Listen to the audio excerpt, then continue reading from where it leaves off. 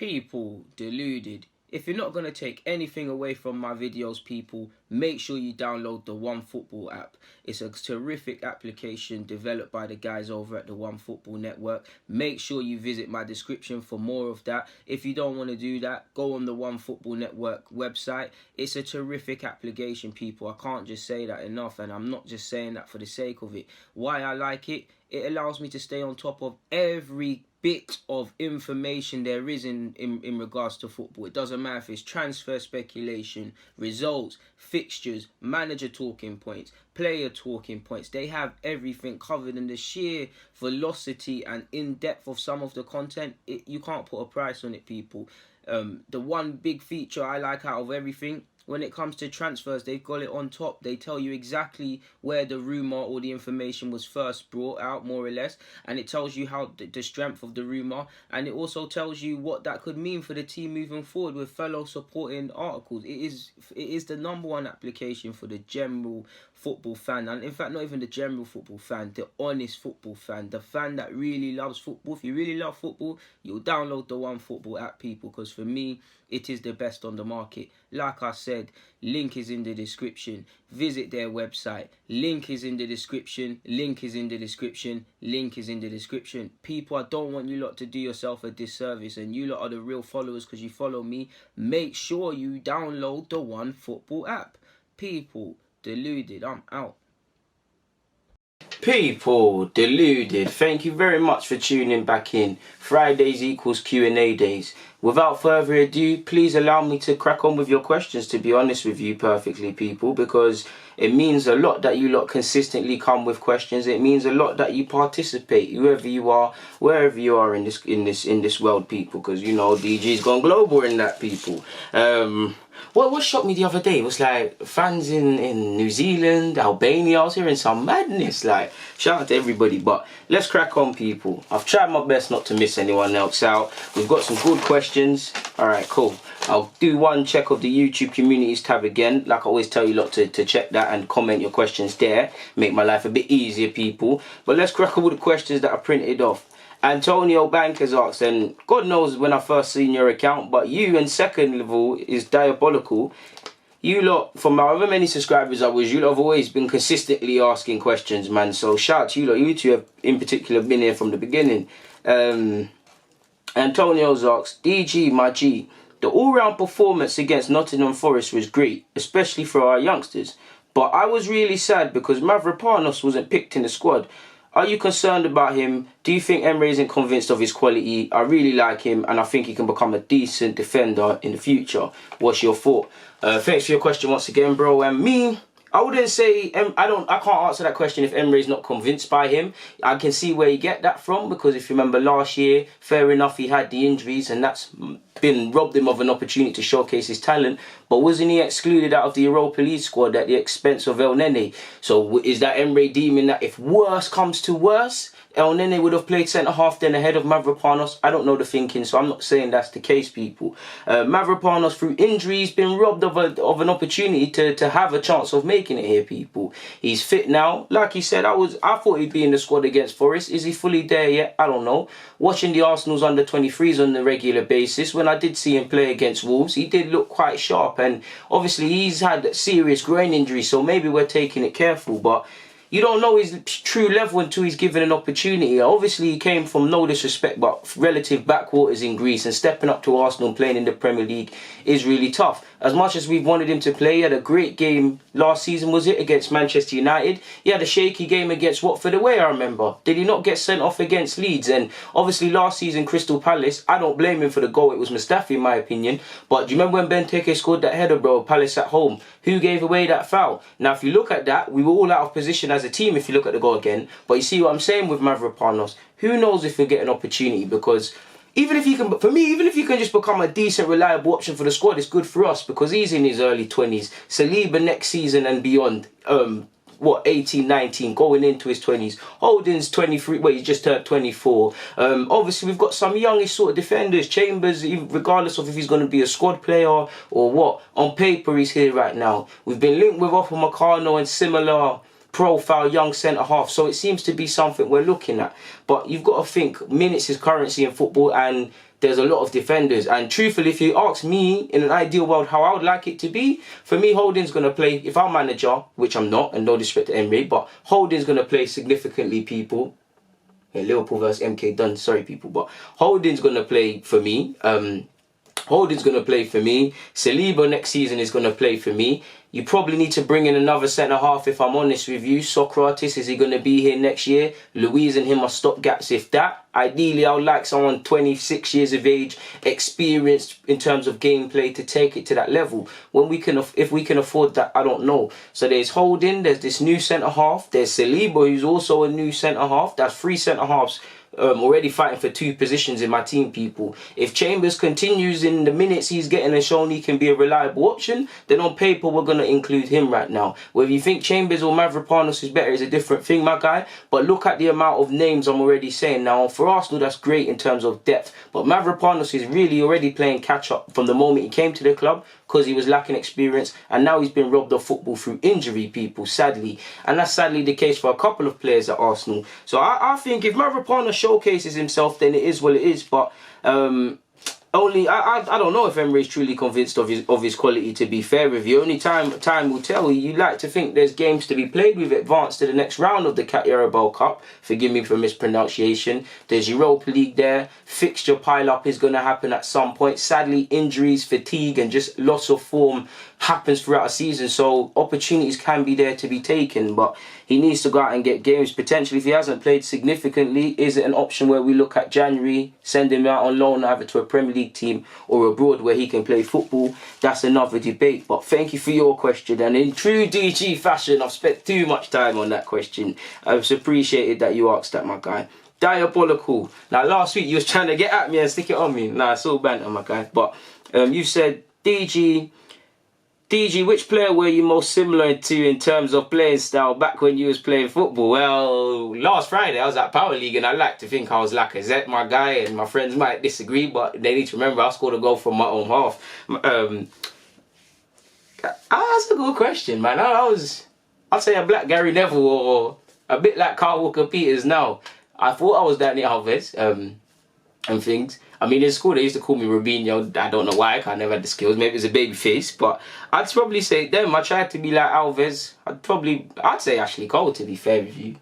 Or Ever or Satin, really. Short, relatively stocky. Try to do my thing at fullback, but really Carl Walker-Peters, just do my job. Sagna team, just do my job. Other people shine, sort of thing. Do you get it, my people? Let other things happen. I got startled. I don't know what from, people. Apologies for that. I think, as you can hear, a door opened in my house. But yeah, I'd probably say Carl Walker-Peters, to be fair with you. Like I said, or Sagna, just do my job. Take it from there, man. I used to love when the midfielders used to say, "Oh, DG, I'm gonna stay back. You can go on an overlap." Absolute adventure for a 5'2" guy like me running for headers for no reason for a corner back in the days, people. It was amazing. I used to just go and terrorise the keeper or just jump with my elbows up. It was an adventure, man. All my fullbacks know when you get that license to go forward, it's a madness. I used to lose my head there, man. A couple of times I used to get in position and you can see in your head you're thinking it's a wavy thing, I've scored and that, and missed chances. That's probably why gradually in my career I moved backwards. But I like to think I was a fairly competent right back, and I'm shadow of my former self, but probably Carl Walker-Peters or Maitland-Niles at right back, which some of you might think that's concerning, but yeah. Antonio's back again. He said, DG, which young player on his natural position, I've messed up your question. I've not printed off that question right. Should a young player be playing in his natural position for the first team? How can a young player develop into a decent player if they're consistently playing out of position?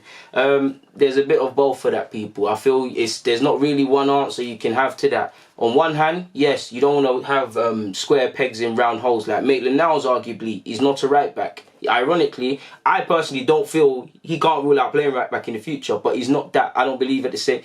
Being a hypocrite, I don't believe that's his future, but at the end of the day, as a young player, you've got to get opportunities. Minutes is currency, whether you're going to go out on loan or stay here. If Maitland-Niles didn't do the thing at right back or Emery didn't deem that, how much games would he get? Now, Emery name dropped him and said, yo, Maitland-Niles is one of the guys when he came into the club and he signed a new deal.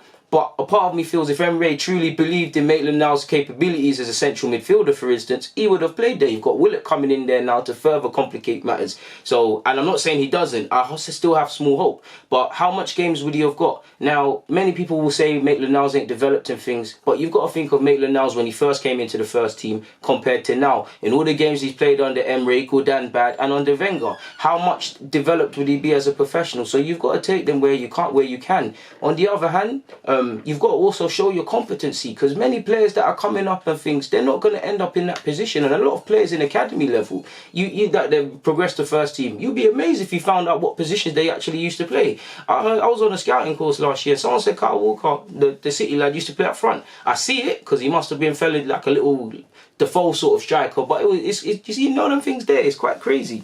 Obviously, if a man's a right winger, he's a right winger. If he's a left winger, he's a left winger. If he's a centre half, he's a centre half. There is that side of the debate, people. They need to play in their best positions. But they've also got to convince. It's also down to managers of all clubs to have the conviction and the mental strongness to play them and back them, because young players, they will go through tough moments. Joe Willock, everybody's praising him now. Go back a year or so ago, people saying he's not there. Saka's the flavour of the month right now. He has the odd bad game or something, people are going to turn. Now, us rational people won't, but that's how it is. I'm not naive. If you throw Saka in for 10 games, and to be fair, you've thrown him in for 10 games, right? Well, say based on 10 games, he's had 3 games on the spin and he's done well in all of them. But if you was to say, okay, you've got 7 more games, I guarantee you there'll be one that's underwhelming. Of course, I hope that doesn't happen. And of course, he can have bad games. What you want from that 10-game spell is a sort of base level of consistency. Right now, he's played 3 games, right? And he's given confidence, regardless of his age, that he can do a job if required. And you can argue that left wing position right now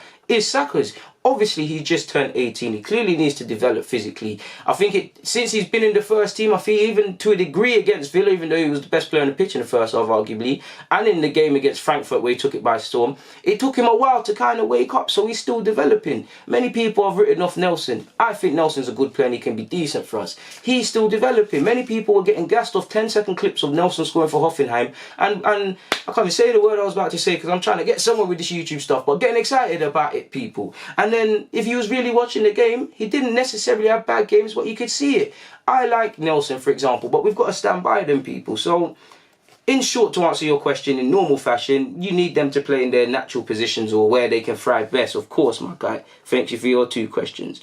Omar's asked, he's trying to put me out in there. Where do you stand on the Emery in, Emery out debate? Do you think he needs to be given time to turn things around, or do you believe he should go? He is concerning me. Keep up the good work, my G. Big up yourself, Omar.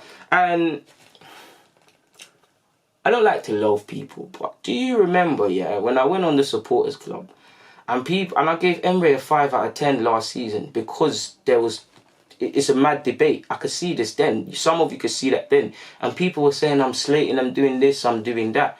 There's not really one position to take. I feel right now, calling for him out is not the thing. We don't want to be a sacking club. If you do want him out, what is it going to solve right now? Do you want to write off the season already? Yeah, we've had some bad results and whatnot. But you want to write the season off in what? It's still technically September, people. So it's just over a month. Conclusions are being drawn. Ifs and buts don't do things in football. But if Arsenal was to pattern up and fix up and stuff, top 4 could still be there. For me, I need to see what Emery's trying to do in terms of defensively, offensively, because he's brought in players now. We know some players need to be moved on. But truthfully, I'm not really seeing what we're trying to do. I'm seeing dribs and drabs. And I would like him to do well, people. But I'm not really seeing it. I'm just calling it as I see it. I'm not trying to be negative. So I'm on the fence, really and truly. If he shows me something, then yeah. If we don't get top 4, then my opinion is he doesn't really have a leg to stand on unless it's an extreme example. But last season we should have got top 4. Fair enough, we didn't. We missed out by a point. We lost in the final in humiliating fashion to Chelsea. We can't do that again. It's all about leveling up, and it's harsh to say, but if you don't get that, then we've got to be looking at what's going on. And I just think Liverpool have scored. I just saw that at the corner of my eye, people. Is it an own goal? Hurry up, because I want to stop turning around for these people. Oh, man, like, is it Milner or is it Elliott? Don't know, people, but forget. Next question. Pete asks, what do you think of Emery's style in terms of playing out from the back? Because I honestly think that we've been too harsh on some players like Socrates. Should we be questioning how Emery uses our players from a tactical perspective? If you give me 1 sec, but guy, I know you look at all see. Oh yeah, with old keeper, that is poor from the MK Dons guy. But it's a bit of both. First and foremost, Emery can't mitigate some of. Let's have it. One thing I want to accept is Emery getting criticism for some of these individual mistakes because they're professional footballers. He can't count for that. They've played enough games to know what they're doing. Fair enough, they're listening to the manager, and that's where Emery's coming. If they're making these mistakes as a byproduct of what the manager's asking him, then we'll get on to that. But they're old enough, they're experienced enough, and it's 9 times out of 10 the experienced individuals. I can't accept it, my guy, man. It's all on them. You look at, we're going to Old Trafford next Monday. Last week we went, last year when we went there, I beg you go watch the highlights, the extended thing, where it's showing the individual errors. Emery can't be blamed for that. But I do see where you're coming from. Socrates has made mistakes, but on one hand, if certain players cannot do this, then it's harsh to ask them. Clearly, Socrates, if he plays on the left-hand side of the centre-half pairing, which we found out very early, he has problems playing out from the back. And that's probably why Holding and Luiz, for me, could be the thing, because Holding can play on the left, Luiz is cool there. Obviously, both of them would rather that. I think professional footballers should fix up, and when things aren't working, do things differently, regardless of what the manager says. But that's how you don't play football when you come out the side. So if they're listening to Emery and doing what he's telling them to do, and he's still making mistakes, then of course you've got to look at Emery. But I think it's the players, because obviously when you play out from the back, even with City, there's gonna be one moment where it's just a comedy moment. But they happen too frequently. And as much as I said Emery could change that, that's on the players, my guy, man. Because, come on, we've all kicked ball. We've all kicked ball at some level. Come on. Thank you for your question, Pete, man. Big up yourself. D Solos asks, my Jenna, big up yourself, my Chargy, man. Talawan and thing there. But what do you think of our first team? We don't play to our strengths. For example, speed. I see too much short passing. Personally, I don't feel we pass with a purpose. I don't, on a frequent occasion. We've put together some good moves, but I don't feel we pass with a purpose. Obviously, we're Arsenal, we try to get forward, but I don't think our intent is to do things in less touches and really hurt the opposition. I think we're a technical-based team, but I actually feel it's a miracle Aubameyang's able to score these goals, because I can't think of too many moments, ironically, Guendouzi against Spurs, where we've actually just knocked it in behind. Like, Aubameyang's not even you look at the goals he scored at Dortmund and the ones at Arsenal, and obviously they're the same relatively, but there's a contrast. We could play to greater strengths, but yeah, man, I definitely agree with that. Zode Sinclair said, will Emery bench Xhaka and start Torreira and Willock, or Torreira and Guendouzi at United or any time this season? It's a good question, man, and I feel Xhaka, he's Emery's guy and whatnot. Potentially, on one hand, I don't feel Xhaka should play, but if Emery's his guy and he wants to take him going forward in the season, that could shatter a man's confidence, taking him out of the big game. He's your captain as well. Arsenal United needs no introduction as a game. But on the other hand, there's also that element of he's been getting a lot of heat. Xhaka's a well talked about player, whether he plays rubbish, good or indifferent. Could just take him out the firing line sort of thing, people. And then if the game's going positive, potentially bring him on and think fairy tales can be written. At least what I'm hoping for. For me, I'd bench Xhaka, people. I would go with Torreira. I don't know. I know Torreira's been in indifferent form. I don't personally know what Emery and Torreira, if there's a beef or something. I'm not saying there is. But Torreira is one of the first names on the team sheet for me. I'm going Torreira. We need that youthful exuberance of Guendouzi, and I'd play Willock or Ceballos. Obviously, the one risk of that is, barring Torreira to a degree in terms of being tenacious, we lack physicality in there. And Xhaka, he might be cumbersome and very lackadaisical, but he's got a bit more meat to him than them lot. So that could be something. And that's why I'd like to see a defensive mid. I don't care if he's 5'8", 5'6", or whatever, or 10 foot. As long as he's on snapping at heels, him and Torreira in games like this with a creative midfielder of such could be a good thing for us. But I'm just a fan, people, and I respect what the club's doing. I'd like to think you'd start that, because that would be it for me based on form. But yeah, man. The Street Scholars asked, would you go as far to say last night, he's obviously referring to Forest, that was our best performance under Emery? Well, excluding the team and the context of the game, you could say yes in terms of it being a relative perfect performance. But personally, I think there was a couple Europa League games last season, Napoli at home, Valencia away potentially, maybe I'm reaching with that one, but definitely Napoli at home. Spurs when we won at the Emirates, Liverpool in our victory where we drew 1-1 with Liverpool, as Liverpool fans say, United at home when we beat them, the Xhaka and Aubameyang score, I could be wrong, but there's been a couple, man, I see your angle, but I feel Emery deserves a bit more than that. There's been some more prestigious games and stuff, man, but to be fair, there's not really been that many, but you get what I'm saying. Have we beat Chelsea under Emery? I could be waffling, but I'm sure we beat Chelsea at the Emirates under Emery. I could be waffling, and Chelsea fans get onto me if I'm chatting nonsense, but have we? I swear we have.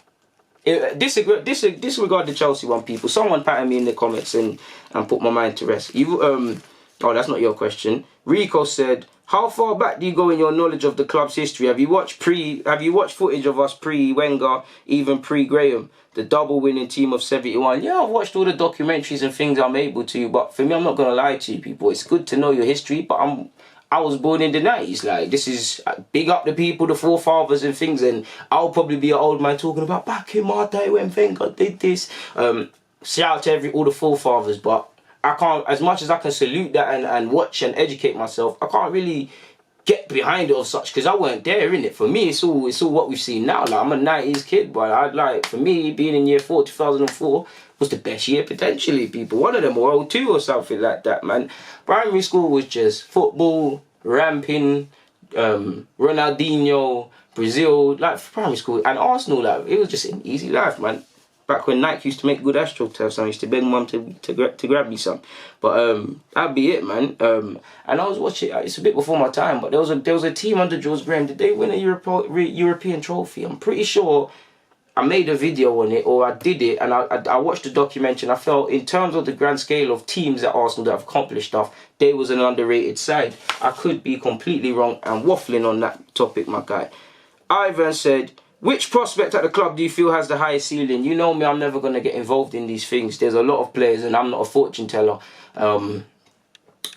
It's a secret. There is two that I think really can be special. And they're not necessarily playing right now under the eyes of Emery, but I don't like to buy into the hype and things and whatnot. I feel Saka can be special if he works hard. I feel Nelson can be special. I think Tyrese John Jules could surprise a few. Personally, I feel Joe Willock, the way he's developing is positively alarming, because people can see he's a competent player. But he's not underrated, but he's almost underrated when you talk in terms of potential. Like, people are saluting him. And I'm not saying anyone's going to be world class, but it's like when you hear Saka, Nelson, Emil, Tyrese even, I'm always bigging up Tyrese. We talk about them guys, and it's like with Joe, I don't do it, but it's like Joe, he's like, yeah, he's a good player, he does it well, but it's like, he could be a decent player. I'm not going to guess it, but an Arsenal fan, I can't help but dream potentially of him being an outsider for the Euro squad, man. Him and Holding, Nelson, if you do your thing, Saka, you never know if Southgate has the bottle. I'm an Arsenal fan, so I'm always going to say that. United would probably say Greenwood, Chelsea probably say Reece James. If Reece James gets fit and Callum Hudson-Odoi, I think that's two very good options for Chelsea. They're young, give them time and whatnot. But yeah, Luke asked, who would be your 5 captains of the team, seeing as Emery likes such? Well, 5, you know me, I'm an English lad. I was born here. I don't really know for all of that 5 captain business. For me, it's 1 captain, and we all got a mentality. You don't need to look at the armband to know we're with it, sort of thing. But I respect what Emery's trying to do and what he's bringing. So to answer your question, I'm getting gassed, and it's completely against all DG logic, but I'm going to scream Kieran Tierney in there. I'm going to scream Rob Holding in there. I know he makes mistakes, but I'll go with Luiz, you know, because he just stands up to be counted. I'll go with Luiz. I'd actually go with Lacazette as one of them, because didn't he do that at Lyon? I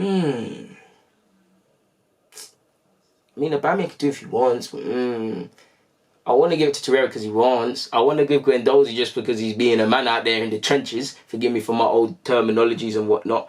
But I feel like you got a dashing experienced player in there. But you know what? Let's just go with them names there, innit? Potentially, they'd be it for me. So yeah, that would be it. You've also asked, can you rank these Arsenal mistakes in terms of young players departing? Gilmore, Amici, Benassi and Gnabry. I'm not going to really, I don't like to do them questions there, my guy. But I will say this, Amici, for me, I know he got like, 12 minutes for Hamburg the other day. It's taking a bit of time for him to get integrated because they're taking their time with him. But I feel he can develop into a very good player. And I wish him all the best in his career. I think Benassi has shown what he's on. I'd have to say Gnabry, to be fair, because look at him now, shining for country, Bayern Munich. And Tony Pulis thought that this guy weren't a good player. Madman. But that's him, innit?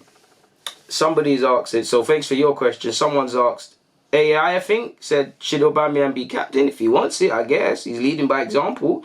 And you said, what partnership would you take? Lacazette and Thierry Henry, or Aubameyang and Dennis Bergkamp?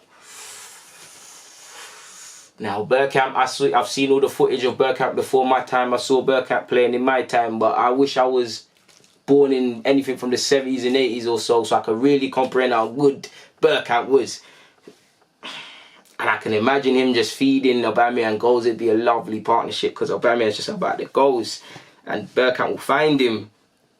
But Henry and Lacazette could be a lovely thing. Two Frenchmen, sauce in abundance. Like, people are forgetting, Thierry Henry was the first player with the, not the first, but the real one with the sauce. All these players now that do these cocky stuff and these mad celebrations, obviously there's other players before Henry, but coming up, Henry was the first guy with it. So I could imagine it'd almost be the closest thing we'd see to Thierry Henry and Ian Wright to a fair degree. I think they'd bounce off each other. Obviously, Lacazette, you know, you got to pay homage to Henry. I mean, I would only scream and act like a fanboy for two players, people. Obviously, if I see players, I ask for a picture and say, yo, come on. But absolute fanboy groupie, like, I can't lie, people. If you see Ronaldinho and Thierry Henry and you got composure, come on, man. If I saw Ronaldinho walking down the street, madness. If I saw Thierry Henry, the Arsenal sensei, as we used to call him in secondary school, you mad. I'd say Henry and Lacazette, man. Clearly, Henry. Shout out to everyone that plays for Arsenal and all the legends and that. But for me, true favourites, Thierry and Vieira, people. I know this one might be a bit controversial and he joined the Pagans. Actually, go, because I was a fullback as well and whatnot. Not in primary school, but as I got older, and ironically in his Chelsea days, nothing to do with him playing for Chelsea. F what he was doing at Chelsea. Chelsea gonna give me a job though, he did his thing. But shout out to the Arsenal team. Carrying on, people. DNM9 has asked, and I always butcher your thing. You've asked Young Dolph or Little Dirk? Dolph, man. Dirk used to be hard. Dirk's fell off, man. He's still the guy though, but yeah. And finally, JD, forgive me for mispronunciation, bro. Why don't we go for Ibrahim Kanute in December? I think you mean January, bro. No worries. He's much better defensively and taller than Upamecano. He's not perfect, though, because if you watch the Euros, none of the French players really covered themselves with glory. Dembele's kind of flipped it on his head now and playing quite well. He's got a lot to develop, but I see why you would say that he strikes me as a tiny bit more composed than Upamecano. He's a slightly better reader of the game. What I like about Upamecano is he needs no introduction to try play out from the back. At times, I think his passing can put us under pressure. I think Kanute thinks a bit more like a defender, if you get what I'm saying, and Upamecano does, and I'd be happy with either one. So that's a shout. I'd be happy with either one. If it was down to me, either one, but I probably share what you're saying, my guys. So, yeah, man.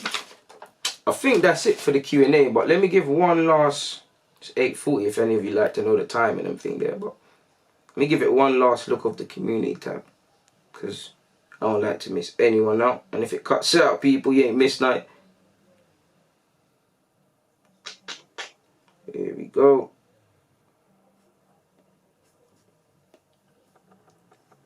Someone's asked, do you think Maitland-Niles is tired of playing right back? Of course, my guy. THC's asked, what a name. In the league so far, what team has surprised you so far with their style of play? It'd have to be Norwich. I knew they were doing their thing in the Championship, but most teams kind of cower away from playing their football, and they've stuck to it, and they beat City. So, yeah, them. What else? I don't feel I haven't missed anything else out. I think that was the last one, so shout out to you, man. If I didn't look, like you see, people, I really do try to catch everyone, but yeah, man. On that note, it's been a terrific Q&A. I really enjoyed that, people, and thank you for sticking with me. Make sure you check out my podcast. Link is in the description. Make sure you comment with more questions, whether that's under this question or in the communities tab. I can't continue this unless you do that, people. Yeah, man. Like, comment, subscribe, do the rest. Follow me on all my socials. Links are in the description. Goodbye. God bless, people. People. Deluded. I'm out.